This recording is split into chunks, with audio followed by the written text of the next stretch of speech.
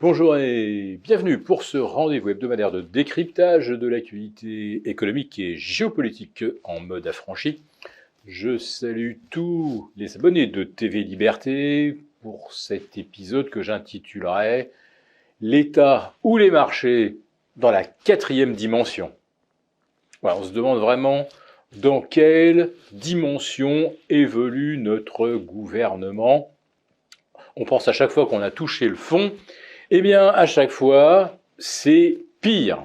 Alors, je vais commencer d'abord par ces fonds de tiroir que le gouvernement est en train de racler désespérément pour arriver à économiser 12 milliards en 2024.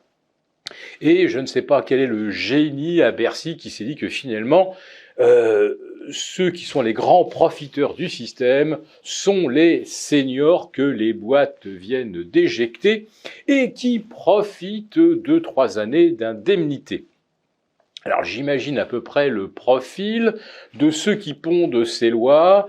Ça sort d'écoles de commerce et de management par tableur Excel, ou dans le meilleur des cas, il y a un énarque qui supervise l'équipe, des gens qui n'ont jamais bossé en entreprise, mais qui expliquent aux seniors que s'ils se sont fait lourder, c'est bien de leur faute, et que s'ils ne retrouvent pas d'emploi, c'est parce qu'ils ne cherchent pas assez bien.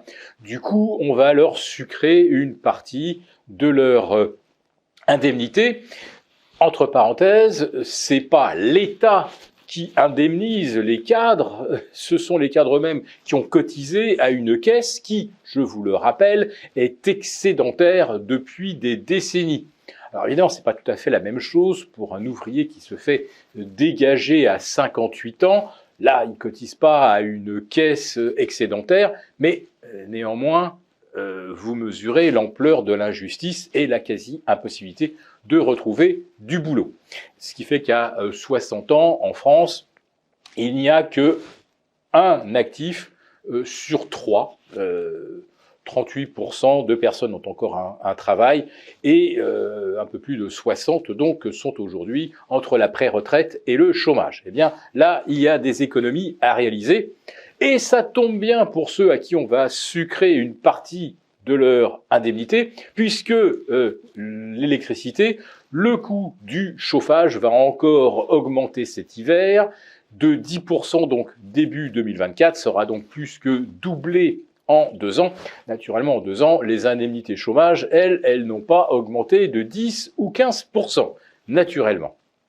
Mais pour rétablir un semblant de justice sociale et aider les ménages les plus fragiles, voilà que l'État a eu une idée de génie. Là encore, ça sent son école de commerce ou des gens qui ont raté leur vocation dans la publicité.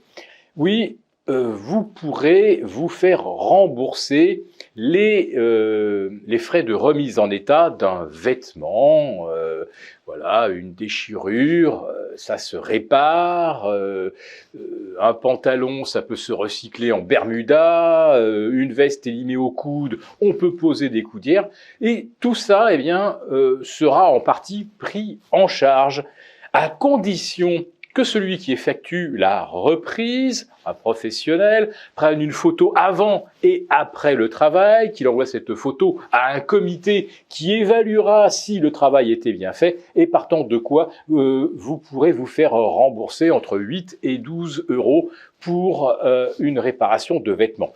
J'attends avec gourmandise que l'on crée un comité scientifique qui évaluera ce à quoi vous avez droit pour avoir utilisé vos chaussures plutôt que votre voiture ou usé les pneus de votre vélo. Donc, mesurez l'usure des chaussures pour évaluer combien vous avez économisé, soit en carburant, soit en électricité, pour recharger votre vélo. Bon, vous l'avez compris, ce que je vous décris là, c'est le mal français dans toute sa splendeur. Vous avez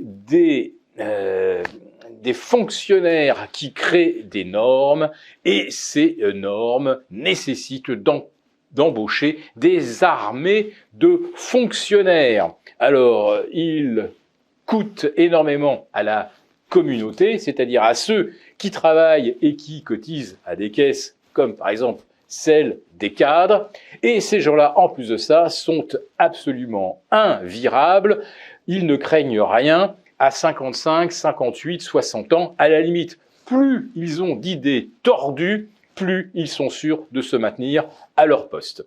Voilà, donc la France va trouver certainement encore plein d'idées géniales pour réaliser 12 milliards d'économies, mais ça ressemble de plus en plus à un véritable cauchemar pour les Français. Pour vous remercier de votre fidélité, vous pouvez télécharger gratuitement, en cliquant le lien ci-dessous, mon rapport spécial vous expliquant comment réduire légalement les impôts sur vos plus-values boursières. Merci et à bientôt.